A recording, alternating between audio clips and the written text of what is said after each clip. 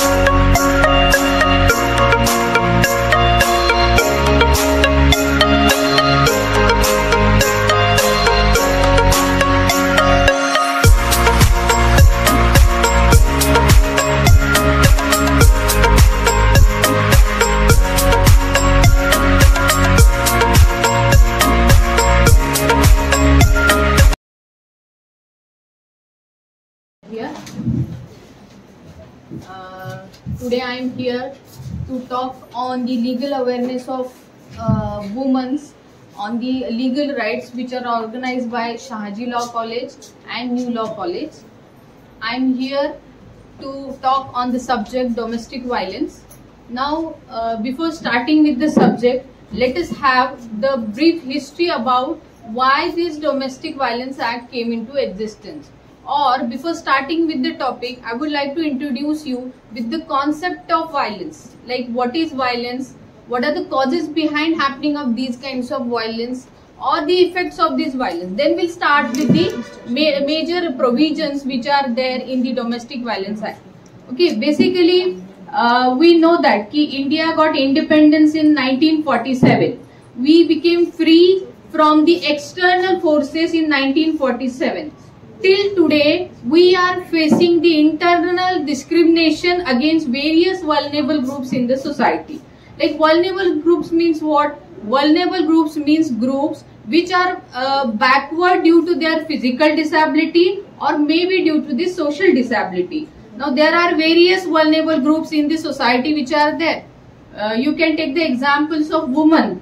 They are vulnerable group. You can take the example of child. They are vulnerable group. वल्नेबल म्हणजे काय, तुम्हाला थोडक्यात वल्नेबल म्हणजे काय तर जे फिजिकली किंवा इकॉनॉमिकली तेवढे एबल नाहीयेत to stand on their feet, right, त्याला आपण वल्नेबल असं म्हणतो. ना वल्नेबल ग्रुपच्या बाबतीमध्ये जर सांगायचं झालं तर women are considered as vulnerable group. Why? Because at the top, because due to the social condition in the society or due to their physical disability they are considered as vulnerable group. Means they are subject to various kinds of discrimination. वेगवेगळ्या डिस्क्रिमिनेशनला त्यांना face करावं लागतं. Like they have no right of employment, त्यांना एम्प्लॉयमेंटचा right नाहीये, right, किंवा ज्याला आपण म्हणतो त्यांना बाहेर जाऊन काम करायचं, स्पेशली ज्या वेळेस वुमन घराच्या बाहेर जातात पहिला त्यांना अडवणूक जिथे होते तर त्यांना एम्प्लॉयमेंट म्हणजे बाहेर जाण्यासाठी त्यांना अलाउ करत नाही. दिले तर त्यांच्यावरती बरेचसे रेस्ट्रिक्शन टाकतात. 9 ते 5 तुझा जॉबचा वेळ आहे ना, एवढ्या वेळात तू पटकन 5ला म्हणजे 5:15ला तू घरात असली पाहिजेस, किंवा जायच्या अगोदर सगळी कामं तू करून गेली पाहिजेस आणि आल्यानंतर तू सगळा घराचा चार्ज घेतला पाहिजेस. म्हणजे तू घरात बाहेर काम करतेस याचा अर्थ तू घरात काम करायचं नाही असं होत नाही. म्हणजे हे असं आपण म्हणू शकतो की वुमन्सवरती बरेचसे ज्याला आपण म्हणतो बंधनं लादलेली आहेत आणि वुमनच्या बाबतीमध्ये बऱ्याच प्रकारचं डिस्क्रिमिनेशन, म्हणजे त्यांना कोणत्याही प्रकारचे डिसिजन घेण्याचे राईट त्यांच्या घरातले सुद्धा फायनान्शियल डिसिजन असतील किंवा घरात एखादा प्रोग्राम जरी ठरवला तरी त्यांना डिसिजनचे राईट नसतात. बरोबर, तुम्ही जर घरात एखादा लग्नाचं जरी उदाहरण घेतलं, तुमच्या घरात एखादं लग्न ठरलेलं आहे असं आपण समजूया, तर मला सांगा घरात लग्न ठरल्यानंतर आपल्या घरामध्ये कोण डिसिजन घेतात, कसं करायचंय लग्न, हॉल कुठला असणार आहे किंवा कुठला केटरर असणार आहे, everything will be decided by the male member in the society. आपण पॅट्रियार्कल सोसायटीमध्ये राहतो ना. पॅट्रियार्कल सोसायटी म्हणजे काय की जिथे मेल डॉमिनन्स आहे आणि वुमन्स हा सेकंडरी इन पोझिशन आहे. म्हणजे वुमन्सना कोणतेही ज्याला आपण म्हणतो राईट्स किंवा डिसिजन घेण्याचे कोणतेही अधिकार आपल्याला नाहीये. मग आता हे असे नुसते घराच्या बाबतीतच नाही तर पॉलिटिकल डिसिजन म्हणजे बाहेर जाऊन पॉलिटिक्स मध्ये भाग घेणे किंवा ज्याला आपण म्हणतो इलेक्शन कॉन्टेस्ट करण्याचे सुद्धा बरेचसे राईट्स त्यांना नाहीये. आता इंडियामध्ये आफ्टर इंडिपेंडन्स आपल्याला माहितीये कॉन्स्टिट्यूशन ड्राफ्ट झालेला आहे आणि कॉन्स्टिट्यूशन ज्याला आपण घटना असं म्हणतो त्या घटनेने राईट टू इक्वॅलिटी दिलेली आहे. इक्वॅलिटी म्हणजे काय की मेन और वुमन आर इक्वल, ते समान आहेत, त्यांना सगळीकडे समान राईट्स आहेत, त्यांना त्यांच्या रेसवरून सेक्सवरून ते मेल आहेत की फिमेल आहेत वरून डिस्क्रिमिनेशन होता कामा नये. म्हणजे कॉन्स्टिट्युशनल राईट्स आहेत, बरोबर, कॉन्स्टिट्यूशनही राईट दिलेत. इव्हन कॉन्स्टिट्यूशन मध्ये प्रोव्हिजनही आहे की वुमनच्या बाबतीमध्ये वुमनच्या बाबतीमध्ये स्पेशल प्रोव्हिजन काय करू शकतं गव्हर्नमेंट एनॅक्ट करू शकतो असं आहे. तरी सुद्धा आपण असं म्हणू शकतो वुमन्स आज सुद्धा बऱ्याचशा व्हायलन्सला फेस करतात. आता तुम्ही म्हणाल वुमन्स आता शिकलेल्या आहेत, right, womens are now educated. So education is not about only about the degree you have. Education म्हणजे तुम्हाला डिग्री आहे किंवा education not about the information you have. Education is not about the salary और the package you get at the end of the month. Education म्हणजे या सगळ्यापेक्षा काहीतरी different आहे. Education म्हणजे तुम्ही म्हणाल की फक्त ज्या शिकलेल्या नाहीयेत त्या वुमनच्या बाबतीतच व्हायलन्स होतो का, तर नाही.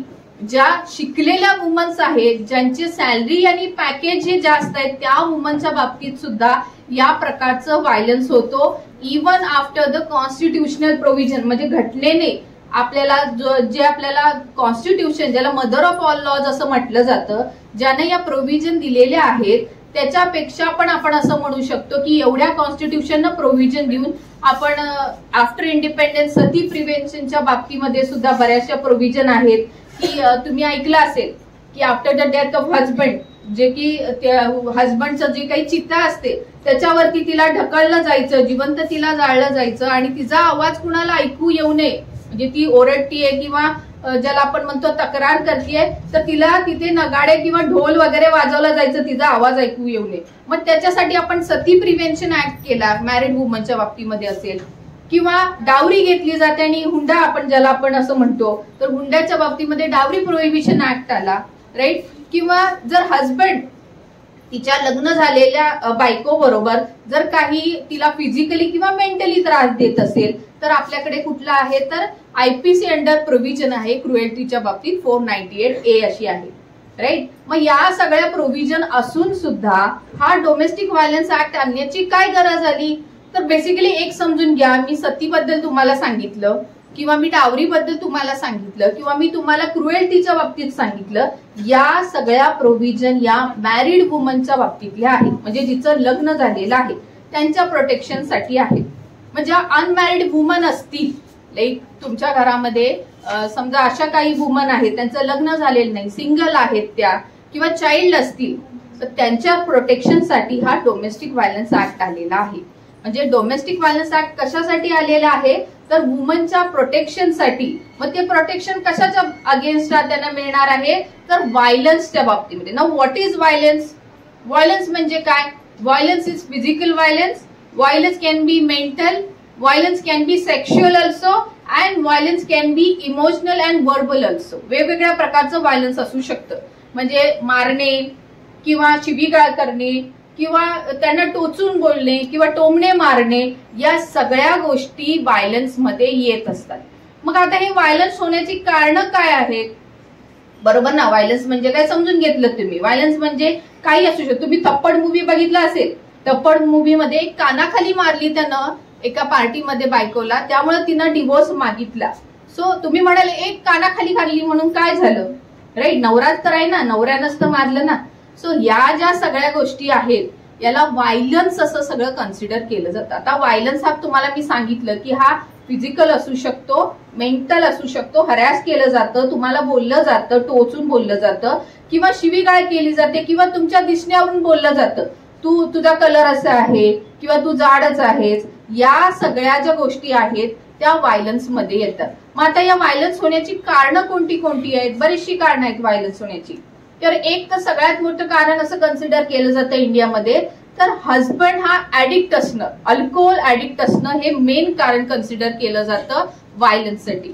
दुसरं कारण कन्सिडर केलं जातं low esteem of the husband, म्हणजे त्याच्यामध्ये स्वतःबद्दलच आत्मविश्वास नाहीये, मग बायकोला मारून काहीतरी स्वतःला सिद्ध करायचं घर बसल्या, तर हे कारण असू शकतं.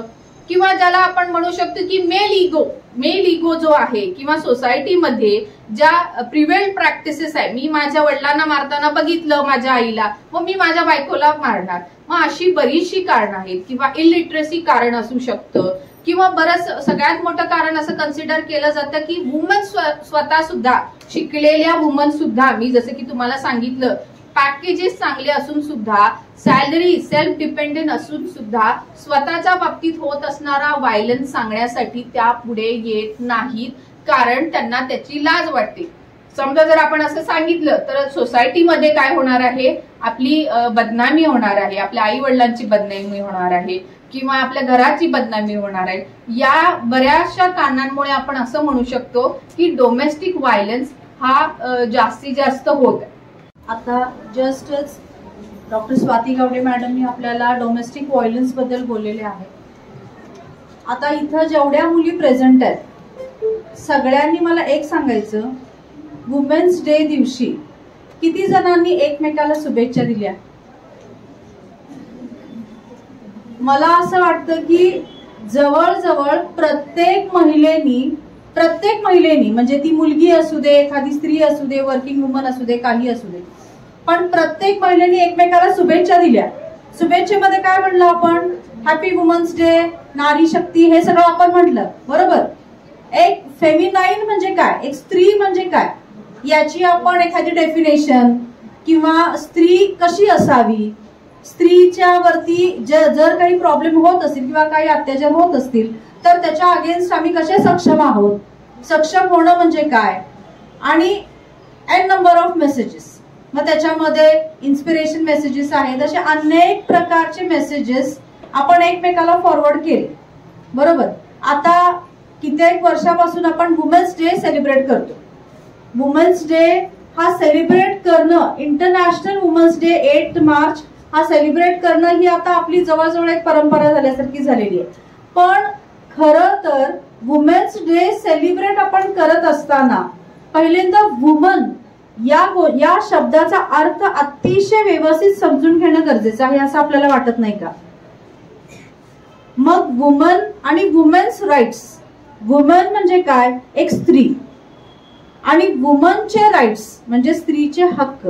स्त्रीचे हक्क काय आहेत? मग स्त्रीचे हक्क हे समजून घेणं याची गरज आपल्याला का पडली?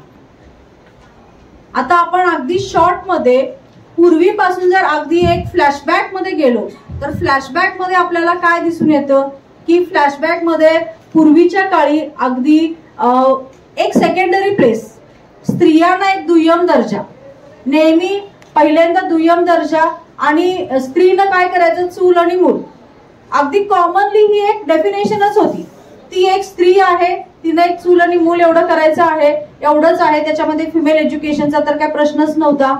मग त्यावेळेला याची गरज होती की आपल्याला वुमेन एज्युकेशन पहिल्यांदा सुरू केलं पाहिजे. आणि वुमेन एज्युकेशन सुरू करण्यासाठी सुरुवातीला अगदी सावित्रीबाई फुले असेल, रमाबाई रानडे होत्या, त्या सगळ्या ज्या पुढे आल्या, आणि मग फिमेल एज्युकेशन सुरू झालं. म्हणजे स्त्रियांना लिहिता वाचता आलं पाहिजे, स्त्रियांना लिहिता वाचता पण आलं पाहिजे, आणि त्यांनी पुढे शिक्षण पण घेतलं पाहिजे. मग आपल्याला स्त्री शिक्षण म्हणजे वुमेन एज्युकेशन ही कन्सेप्ट सुरू झाली, आणि मग हळूहळू स्त्रिया एज्युकेशन घेऊ लागल्या. नंतर आपल्याला प्रश्न कोणता आला आपल्या समोर, तर स्त्रिया एज्युकेशन घेत आहेत, स्त्रियांनी एज्युकेशन घेतलंय, पण आता त्यांना एम्प्लॉयमेंट हवी आहे, कारण की त्यांना पण काम करायचंय. जसं एखादा पुरुष काम करतो तसंच पुरुषाच्या बरोबरीनं स्त्रियांना पण काम करायचंय. मग वुमेन एम्प्लॉयमेंट सुरू झालं म्हणजे तोही प्रश्न आपला सुटला. Women rights, women education, women employment हे सगळे प्रश्न आपले सुटत गेले. पण प्रत्येक वेळेला प्रश्न बदलत गेले. एक प्रश्न आपण सोडवला की दुसरा उभा राहिला, दुसरा सोडवला की त्याच्या पुढचा उभा राहिला, तोही सोडवला त्याच्याही पुढचा उभा राहिला.